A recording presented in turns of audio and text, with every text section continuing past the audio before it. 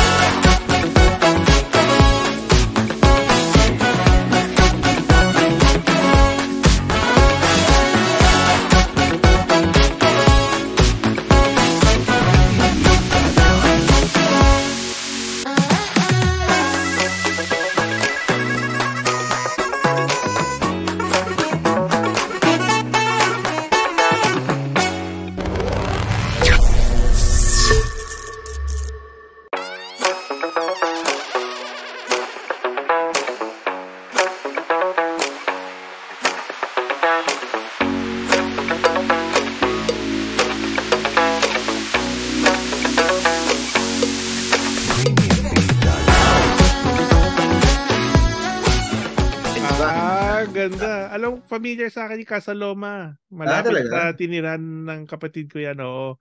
Pero hanggang labas lang ako. Kala ko, sa Quezon City ka sa Laloma. Laloma, isa yon. Hindi, maganda, nakapaka-impressive. Sobrang laki ng casa. Talagang Feeling parang bumalik ka ng Renaissance na medieval, Oo, ba? parang ganun. So, hindi naramdaman mo. Tapos yung So, original yung mga gamit nila, kung ano yung mga, kung anong king, anong queen, doon mismo. At parang higaan nila. Mga kama, makita mo talaga mismo. so ikwento mo, briefly, ano ba yung kwento nung castle na yun? Ano siya yung isang banker, may-ari ng bangko dito sa Canada. Mm. So, siya yung nag-create nung castle mismo. Tapos because of politics, napa-improve niya, napatalsik siya, nalugi siya, hanggang naghirap na talaga siya. Mm. So, sobra. Malungkot yung story niya. Ayun, ang ganda. Ayos Oo, yung adventure mo ah. oo nga. So, Busog kami. Busog na busog yung mga viewers natin. So mga kaibigan, always remember to click, like, subscribe to our channel at pati sa ating Instagram account at Facebook. Join hindi, na sa mga adventures. hindi pa tapos yan. Oh. Dahil, siyempre, pag nagpunta ka actually, sabi nila, pag nagpunta ka ng Canada, kailangan puntahan mo tong lugar na to. Anong Para ka lugar daw hindi, yun? para ka daw hindi nagpunta ng Canada pag hindi mo to napuntahan. Ay, parang may idea ako kung ano yan. Oh, di ba? Parang may idea ako kung ano yan. Oo. Wall of Sige. China. And then, Niagara Falls. Oo nga, hirap na akong banggitin yung totoong addiction. Niagara Falls. Sa Nia, susunod na episode, yan naman ang papakita mo. yan, panoorin yun. Magkutkot na kayo ng mali, papakita namin sa iyo. Ang ganda, nakakabilib talaga. Nakakabilib ang Diyos. Galing. Sa nature niya. Nagaraya. Sige. Niagara Falls. Imbitahin mo sila sa susunod na episode. Yun naman. Panoorin nyo to. Niagara Falls. Alright. So, Okay. thank you for watching. Click like and subscribe. See you.